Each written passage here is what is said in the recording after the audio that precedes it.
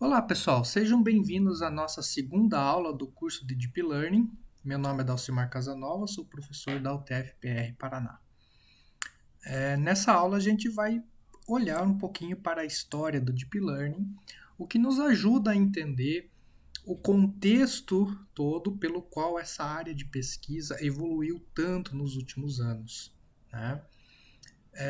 Hoje nós temos aí Deep Learning como sendo um buzzword dentro da mídia, porque são várias aplicações, são várias novidades. Em 2018 aí nós tivemos mais de 20 mil artigos nessa área. Então a gente precisa entender um pouquinho do contexto histórico para entender o porquê disso, né? O porquê que isso aí está acontecendo, tá ok? Então tudo começou, né?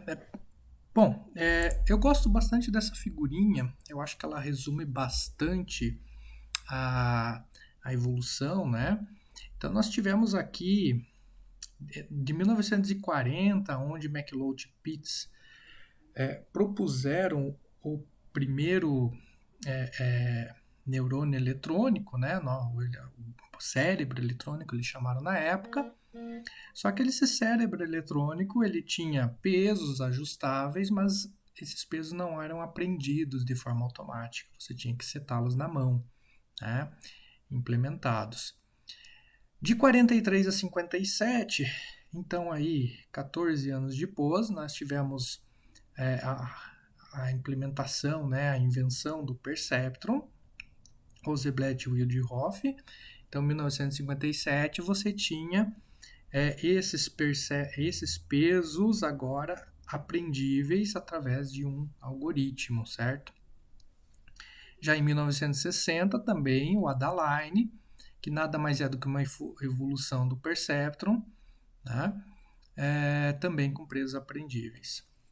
Entre 60 e 69, em 69 particularmente, o artigo do Minsky Papert foi bastante importante para a área, tanto que eles mostraram que tanto o Perceptron como a Adaline, como também outros tipos de redes neurais, não resolviam o problema do XOR.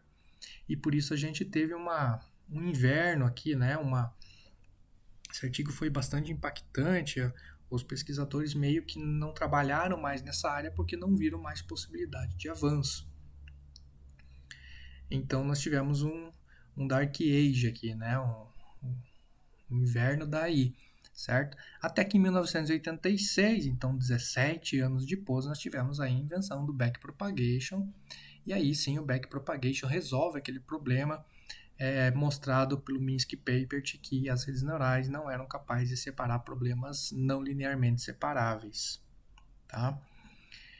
De 86 para 95, muita coisa foi feita. Em 95, um outro marco, né, SVM. A gente pode ver SVM como uma forma de redes neurais, depois a gente vai ver isso melhor no curso. Né? Então, foram aí alguns anos aí até o SVM, e em 2006 aí que começa realmente a aparecer um pouquinho aí de redes neurais profundas, né? Não é exatamente essa data, mas podemos contar que seja, tá?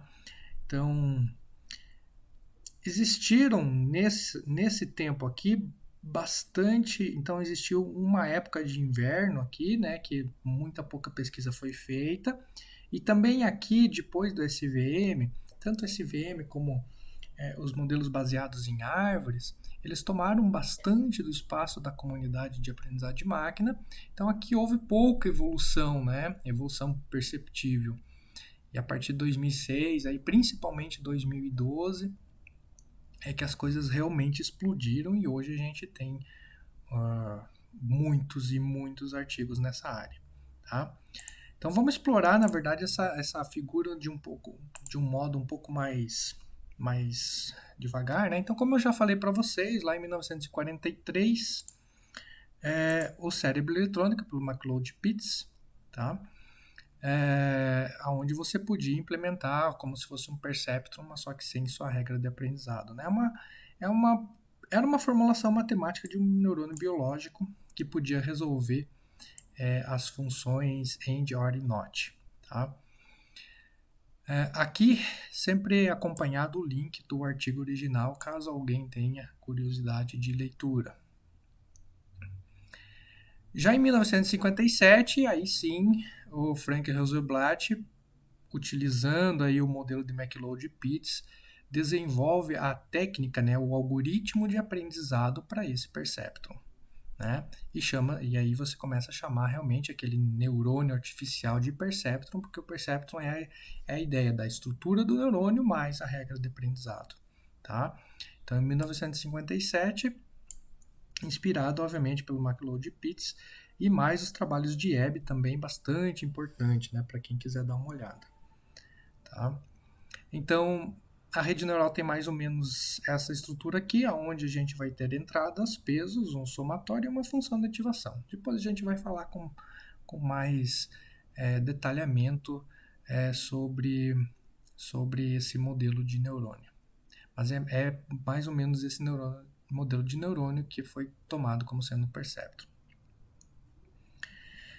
O Adaline, então, é uma evolução natural do perceptron. Então, na nossa disciplina, nós vamos implementar um perceptron e vamos implementar a sua sequente evolução Adaline, né? Que, na verdade, o que muda do perceptron para Adaline é a regra de aprendizado é alterada e a função de ativação também é alterada, né? Então, nós temos aí um neurônio que agora é diferenciável. O perceptron não era, certo? Então a regra de aprendizado aí acaba se alterando bastante em 1960. E aí, como eu já comentei para vocês, vem o trabalho do Minsky Papert, mostrando que tanto Perceptron ou Adalines não podem resolver problemas do tipo XOR. Por exemplo, nesse caso aqui, a gente não consegue com uma reta separar os positivos do negativo. Eu vou precisar de outro tipo, vou precisar de uma função, por exemplo, circular. Não consigo deixar redondinho, mas tudo bem. Mas eu não consigo com uma reta separar positivo de negativo. Essa que era a principal problema mostrado, ainda é o principal problema do Perceptron do Adaline, certo? Então isso em 1969. E aí aparece uma solução, né? Essa solução, na verdade, ela é baseada no método de backpropagation, tá? Junto com redes que agora são multicamadas, né? Então agora eu tenho a ideia do Perceptron evoluída. Antes o Perceptron possuía apenas uma camada de pesos. Agora a ideia é que eu tenha mais camadas. Né? Em tendo mais camadas, qual que é o problema de ter mais camadas? O problema é que eu não sei como atualizar os pesos das camadas.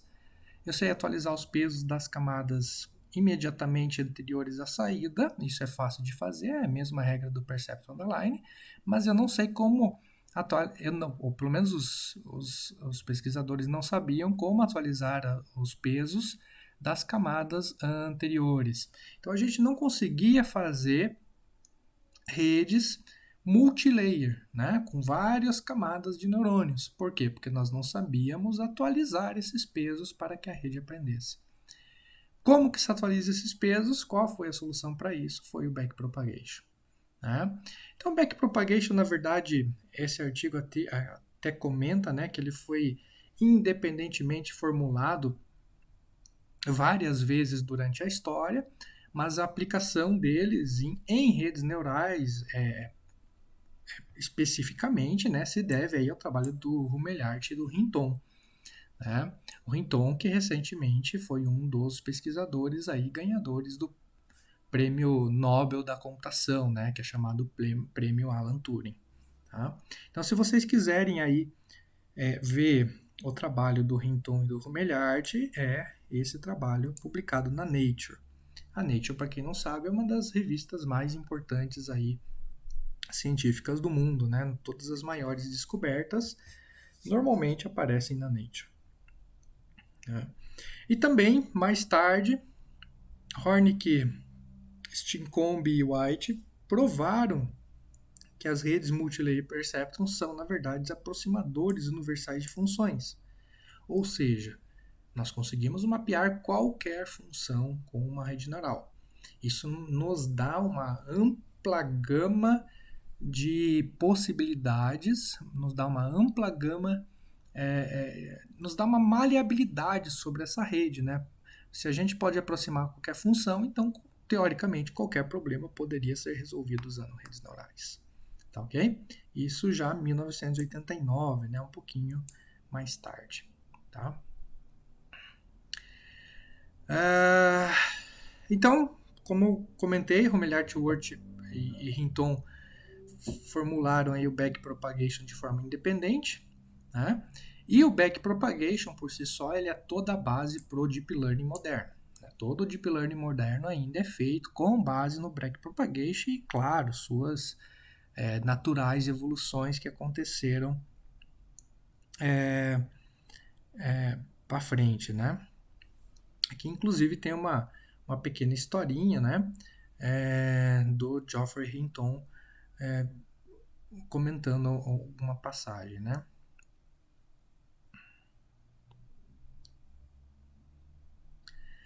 Se vocês quiserem saber mais sobre especificamente a história das redes neurais, esses dois livros são bastante recomendados.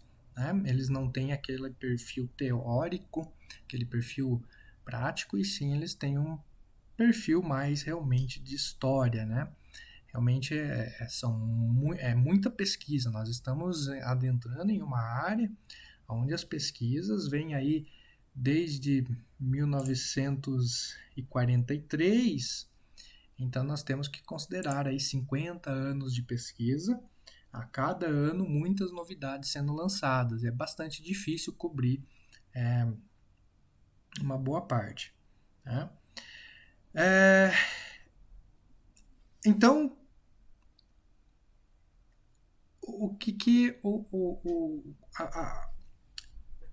a evolução natural das redes neurais aconteceu, né?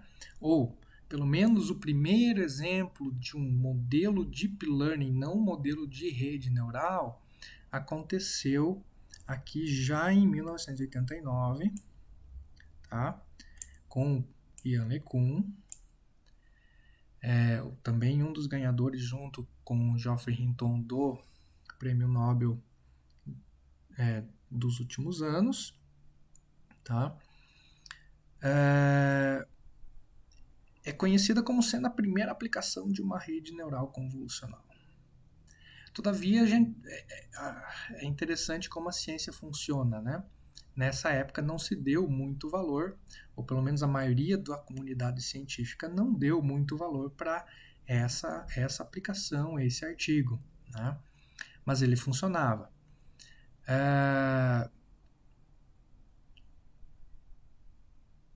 Enfim, e algumas coisas já estavam pregadas nesse artigo, que é, por exemplo, compartilhar pesos entre os patches, né, entre os filtros da rede e as camadas de pooling. Então, várias coisas que hoje a gente vê assim com facilidade, achando que é a revolução do mundo, na verdade não são. Na verdade, apareceram lá em 1989 ainda. Né? Embora 89 não seja nada muito antigo, né? É bastante recente aí, comparado com algumas outras áreas aí que a gente tem. Mas hoje a gente toma isso como novidade porque muita gente não tinha usado ainda, né? Também, né, em paralelo ou com os mesmos pesquisadores, principalmente o trabalho de Rumelhart, desenvolve aí as redes recorrentes full-time, né? Todas baseadas, na verdade, no trabalho de Rumelhart, né? As redes recorrentes é onde você tem uma conexão recorrente, né? O neurônio ligando-se a ele próprio e usando a saída dele próprio como alimentador, né? Só que essas redes recorrentes, elas têm um problema grave, que é os gradientes Vanish Exploding. O que são os gradientes Vanish Exploding? Quando você multiplica valores muito pequenos várias vezes por eles mesmos, por exemplo, 0,01 vezes 0,01 vezes 0,01, isso feito 100, 200 vezes, esse valor tende a zero. Assim como se multiplica valores muito grandes, 10 vezes 10 vezes 10 vezes 10, esses valores tendem ao infinito. Né? E como essa recorrência acaba trazendo esse peso e sempre ele multiplicado, a saída dele multiplicado por ele mesmo, então essa recorrência gera esse problema do Vanity Gradient, né? O que dificulta muito a evolução das redes neurais recorrentes durante um certo período de tempo, certo? Então esse é um problema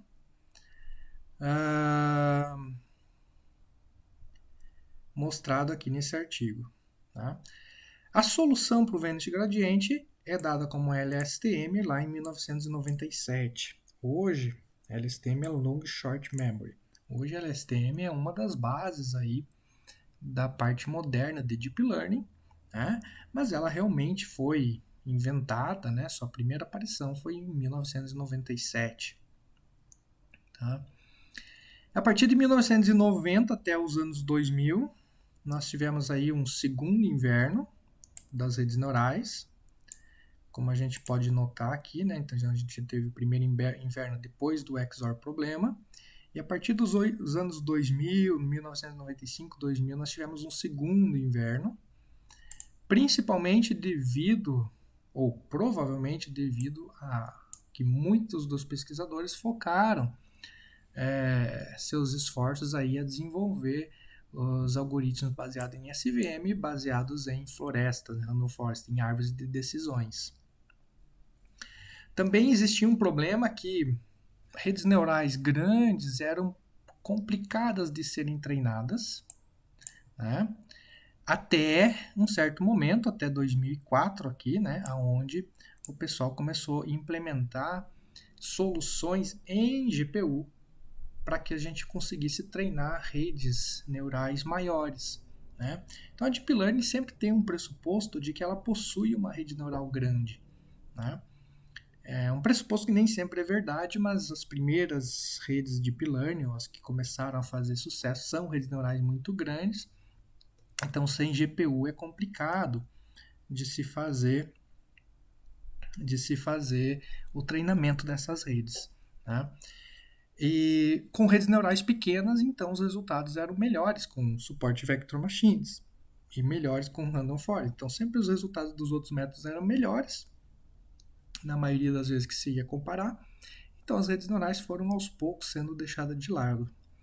Até que em 2012, num concurso ImagineNet, né, eles criaram aí uma rede Deep Learning convolucional, mais ou menos nos moldes daquela primeira rede convolucional, né?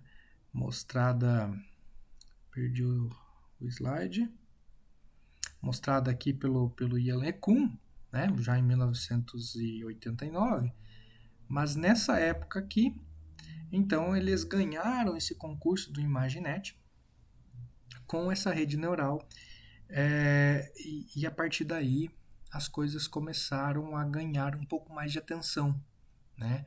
Então eu diria o seguinte, né? Se vocês for verem aqui, tá 2006, né? Por causa do artigo do Hinton, mas onde realmente as coisas começaram a ganhar importância ou visibilidade foi nesse concurso de imagem, né? Até o próprio Hinton comenta, né, que dois dos estudantes dele, né, ganharam uma competição pública, né, e ganharam de forma dramática, ou seja, os resultados do ano que eles participaram foram muito melhores dos resultados do ano anterior, né. E é interessante porque o Ian LeCun teve vários artigos recusados porque tentava resolver problemas de processamento de imagem usando apenas redes neurais, da forma com que hoje é feito usando redes neurais convolucionais. E é interessante que eles, alguns trabalhos deles chegaram a ser recusados, né? Então, trabalhos do próprio Yan chegaram a ser recusados porque a comunidade acreditava que usar só rede neural para resolver problemas de reconhecimento de imagem não era a maneira correta, né? Então aqui, ó, os referis acreditavam que era a maneira errada de fazer as coisas. E recusaram trabalhos baseados em Deep Learning, baseados nessa premissa de que não é assim que se faz. Para vocês verem como a ciência funciona, né? Às vezes algo desacreditado ela torna a aparecer com bastante força. O próprio algoritmo de Fourier foi um anexo de um trabalho, né? Então, redescoberto vários anos depois. Então, quando esse pessoal ganhou essa competição, eles viram que aquela forma de fazer as coisas era a melhor de todas, né? Ou aparentava ser a melhor de todas, e em apenas 2 anos, então, todo mundo que ia participar dessa competição agora estava usando redes neurais. Então, foi uma mudança de paradigma muito grande, muito rápida, né? 2012, 2013, 2014, e a partir desse momento é que as coisas realmente começaram a tomar corpo, certo? Outras coisas que a gente tem aí que são bastante importantes dentro da história, né? Em 2010, o próprio Hinton faz um artigo aí sobre funções de ativação ReLU, né? Activate Linear Units, ou conhecido como ReLU. Em 2014, a técnica de dropout, também pelo Hinton, certo? Em 2015, a técnica de batch normalization. Em 2014, a técnica aí de GANs pelo Goodfellow, né? Então, e várias outras coisas, né? Hoje em dia a gente tem muito artigo, muito desenvolvimento, mas essas são bases e são coisas que a gente vai acabar vendo na disciplina, né? Porque elas estão dentro, né? Elas funcionam dentro das redes neurais convolucionais ou dentro de outra rede neural do tipo Deep Learning, certo? Então, o termo Deep, né, se refere basicamente a um aprendizado de representação, né? É quando você não precisa fazer a engenharia de características manual, que é como se fazia anteriormente, tá? Então ele automaticamente descobre a melhor representação para um determinado problema de detecção ou classificação.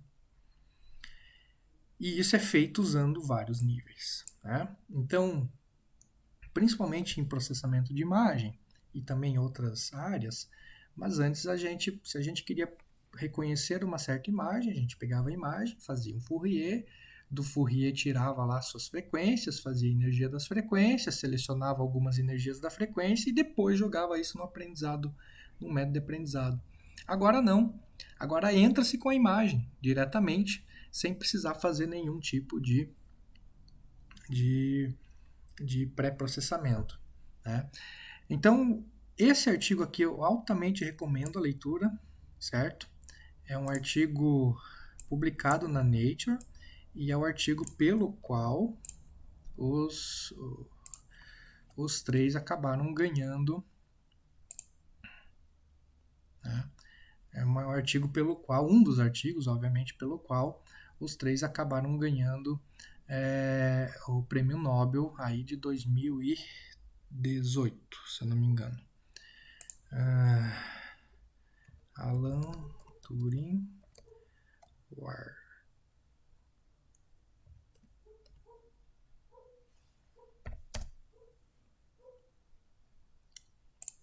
Vamos ver qual ano que eles ganharam. Então, 2018, né? Então, Benjo, Hinton e LeCun, né? Pelo avanços conceituais das redes neurais profundas e outras coisas, certo? Então, bastante importante aí esse artigo, Aqui eu estou gravando isso aqui de casa, então eu não tenho acesso na Nature, mas qualquer um dentro de uma universidade muito provavelmente vai conseguir acessar esse artigo. Tá? Outra coisa que ajudou bastante a evolução dessa área de pesquisa é a evolução dos datasets. Né? Então, por exemplo, em 1998, os datasets de processamento de imagens tinham 60 mil imagens. Bastante, bastante, mas bastante limitados. Né? Para aquela época era bastante, mas hoje bastante limitados. Em 2009 nós temos ainda 60 mil imagens, mas agora talvez com 100 classes. Tá? Já em 2010, aquele concurso do ImageNet, são 14 milhões de imagens. Então vejam que o crescimento dos bases de dados também foi algo importante para o desenvolvimento dessa tecnologia. Como eu já falei para vocês, aprendizado de máquina é a arte de fazer a máquina aprender a partir dos dados. Então, quanto mais dados eu tiver, melhor. Se alguém quiser acessar qualquer um desses links, está disponível aqui para dar uma olhada. Outros motivos pelo qual essa área evoluiu bastante é a cultura de publicação. Tá? Então, hoje, outras áreas, elas não. Essa área de aprendizado de máquina ela é única, né? Porque a maioria dos artigos é aberto, a maioria é conferência, tá? E conferências bastante fortes, com uma competição acirrada aí, né? Apenas um entre cada 4 artigos são aceitos, e a maioria tem os pré-prints aí disponibilizados de forma gratuita. Para quem não sabe, né, essa cultura de publicação aberta ela foi tomada por algumas conferências e foi pedida por alguns pesquisadores, né, que não concordam que a ciência que a gente tenha que pagar para ter acesso a um artigo. Um exemplo aqui da Nature, teria que fazer assinatura para ter esse acesso a essa ciência, né? Então eles argumentam aí que a ciência deve ser aberta para acesso de todo mundo, né? Isso já acontecia dentro de aprendizado de máquina, né? Só que de forma velada. O pessoal fazia um artigo, você interessava-se por aquele artigo, mandava um e-mail para o dono do artigo e o dono do artigo te respondia com código, te respondia com dataset e dali você conseguia continuar o seu trabalho, né? Então, de maneira velada, essa coisa de compartilhar código, compartilhar o próprio trabalho e compartilhar datasets já acontecia. Né?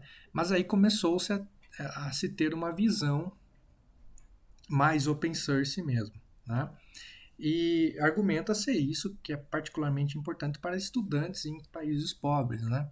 A gente reclama, aqui no Brasil principalmente, que a gente não tem orçamento para fazer acompanhar a tecnologia e tal, mas nesse caso de Deep Learning, nessa área de pesquisa, é uma área de pesquisa que não precisa tanto investimento como áreas da medicina, biologia, né, que precisam de mais reagentes e toda aquela coisa.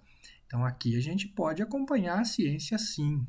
A gente não precisa nada mais do que um bom computador, e bons computadores não são tão complicados de se achar. Tá? Então tem até um artigo, está aberto aqui, né?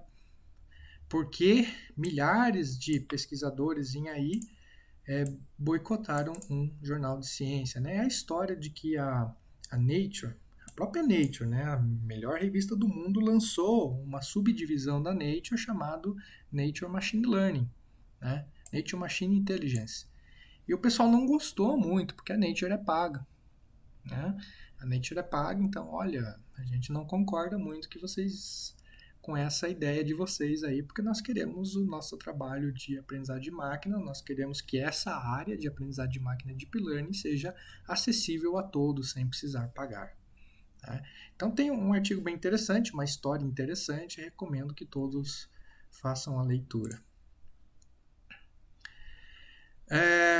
Isso implica que as maiores conferências de aprendizado de máquina elas normalmente, elas inclusive pedem, né? Então tá aqui, ó, ICML, por exemplo, ela pede. Resultados podem ser teóricos e empíricos com código avaliado, com código disponível, né? Código disponível vai ser aí um dos fatores levados em conta para aceitação ou não do artigo, né? Então hoje nós temos conferências absolutamente fortes, né? CVPR, NIPS, ECCV, ICML, todas na área de aprendizado de máquina, conferências top. Como que a gente sabe as melhores revistas, as melhores conferências? Bom, isso é fácil de conseguir se ver, por exemplo, as melhores revistas a gente consegue acessar aqui, ó. Através do Google Acadêmico, nós temos um índice que chama H5. O que é o índice H5, né? É o índice dos artigos publicados nos 5 anos passados. Trata-se do maior número H de publicação em que H artigos tenham se citado H vezes. Por exemplo, para mim ter um H252, essa revista teve 252 artigos, cada um com pelo menos 252 citações. Então não é só publicar, você precisa publicar e que essa publicação seja usada pelos outros pesquisadores para alguma coisa. Então H1, uma publicação com uma citação. H2, duas publicações, cada uma com no mínimo 2 citações, ou seja, no mínimo 4. E assim sucessivamente. Então nós temos aqui, ó, se a gente selecionar as categorias, até vou voltar aqui, de engenharia e ciência da computação, e olharmos as principais revistas de engenharia e ciência da computação, nós temos aqui, ó, 1, 2, 3, 4, 5 dessas revistas são da área de aprendizado de máquina. O que mostra a importância, né, de toda a engenharia e ciência da computação. 5 das principais revistas e formas de publicação são relacionadas à aprendizado de máquina, sendo que 1, 2, 3 são conferências, certo? Então, isso mostra a força das conferências dentro da área de aprendizado de máquina, tá ok? Uma outra forma, esse índice H também pode ser usado, para quem não sabe, para avaliar um pesquisador. Inclusive aqui nós temos o Guide to Research, os top pesquisadores do Brasil, né?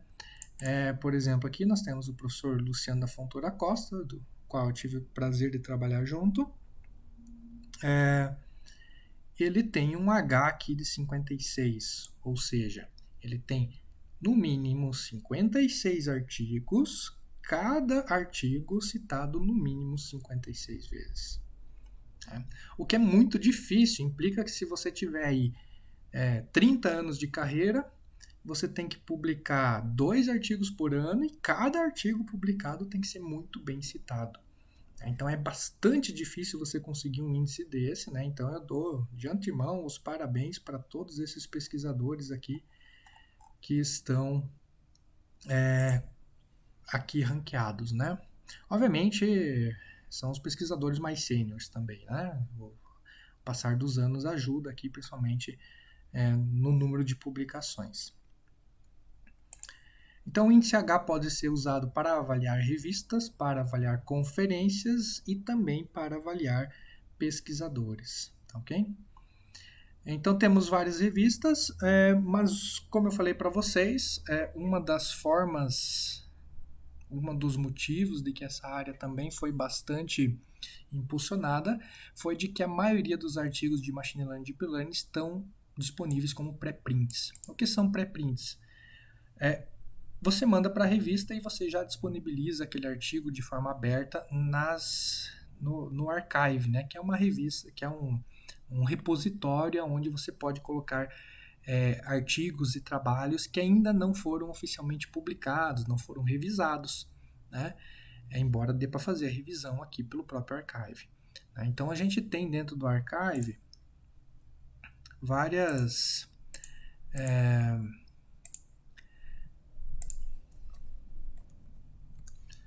que a gente tem dentro do Archive, a gente pode colocar aqui, por exemplo, Graph Convolutional Survey, fazer uma busca, né?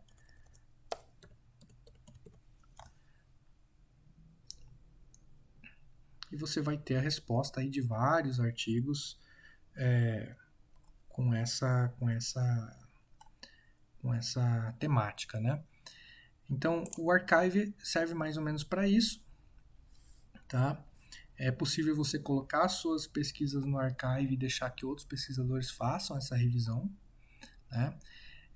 No entanto, a gente tem um outro sisteminha aqui especificamente para, que é o Archive Sanity, especificamente para artigos relacionados aqui a Machine Learning, onde vocês podem fazer a busca e também pode uma forma mais clara de olhar os artigos, porque já vem aqui com o resumo, já vem com algumas imagens aqui, dá para ter uma ideia das figurinhas. Você pode salvar e você pode, por exemplo, pegar apenas os similares. Por exemplo, vamos supor que eu gostei desse artigo de Reinforcement Learning, eu posso pedir para mostrar similares a esse artigo, né? Nesse caso não funcionou. Deixa eu voltar para trás. Vamos pegar os mais recentes aqui, os top. Vamos pegar esse aqui, show similar. Então vai trazer os artigos similares a esse outro artigo aqui, né? Talvez os recentes não estejam indexados ainda, então talvez seja por isso, tá? Então é bastante interessante, uma forma bastante interessante de se fazer busca por artigos aí, né? Tá? Então, e o que o pessoal falado um pouquinho a história, né? Então, voltando àquela imagenzinha lá do começo, perdi a imagem, esta aqui, tá? Então, durante a disciplina, nós vamos ver Perceptron, nós vamos ver Adaline, nós vamos ver SVM, nós vamos ver Multilayer Perceptron, nós vamos ver esse problema aqui, e nós vamos ver, obviamente, parte de Deep Learning. Então, nós vamos caminhar aqui nesse desenvolvimento, que é importante para a gente entender, né? Ainda veremos outras coisas, né? Outras coisas. Então, mas o que o pessoal anda fazendo hoje em dia, né? Então, Deep Learning tem várias formas de você trabalhar com Deep Learning. Uma das primeiras formas é você aplicar Deep Learning em algum problema, né? Então, a gente tem N aplicações. Eu poderia perder algumas horas aqui falando sobre aplicações. Aqui tem um exemplo, né? Reconhecimento de imagem, dizer que se não é um hot dog.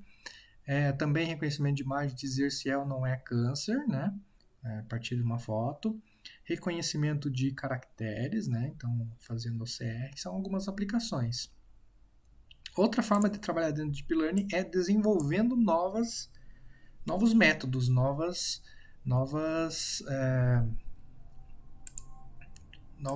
tricks, né? Então, por exemplo, aqui no caso, novos tricks, né? Então, por exemplo, né, fazer um cascade de aprendizado, fazer normalização em grupo. Então, são pequenas alterações dentro do método como um todo, mas que talvez trazem resultados interessantes aí para uma determinada aplicação, né? Então, não se reforma toda uma teoria, às vezes, né, nesse caso aqui, você simplesmente faz melhorias pontuais. Então, é uma forma de se trabalhar dentro de Deep Learning, uma forma mais teórica. Outra forma é desenvolver hardware, né? Então, tem empresas aí especializadas em desenvolver hardware especializado para processamento de Deep Learning. Hoje nós temos algumas coisas bastante interessantes. A NVIDIA, principalmente, tem vários hardwares focados aí para Deep Learning, né, com GPU, para ambientes móveis, inclusive. A parte do ARM também, a própria Apple já traz algumas técnicas, já traz um hardware aí, focado nisso, né? Então tem várias empresas focadas em embarcar os códigos que são usados para fazer Deep Learning dentro do próprio hardware e tirar vantagem desse poder computacional, né? E por último, desenvolver novas teorias, né? E as principais aí eu diria que o que se procura mais é tentar entender o que é a rede neural, né? Ou seja, ela me dá um resultado, mas eu consigo explicar esse resultado? Eu consigo extrair uma sequência lógica de raciocínio do porquê aquilo funciona, né? Então isso aqui é um ponto importante do Deep Learning, muita gente está correndo atrás. E aqui, por exemplo, Deep Learning geométrico, né? Usado em cima de grafos, usado em cima de outras arquiteturas de dados que não imagens e dados puros, como a maioria das aplicações. Então, ok, gente, eu acho que por hoje é isso. Então, a próxima aula vai ser sobre o Perceptron, e aí sim a gente começa a entrar na parte mais técnica, começa a entender. A partir do Perceptron, nós vamos para a Adaline, nós vamos para regressão linear, regressão logística, SVM, Multilayer Perceptron, e aí a gente entra nos Deep Learnings com todas as suas características. Ok? Muito obrigado e até a próxima aula.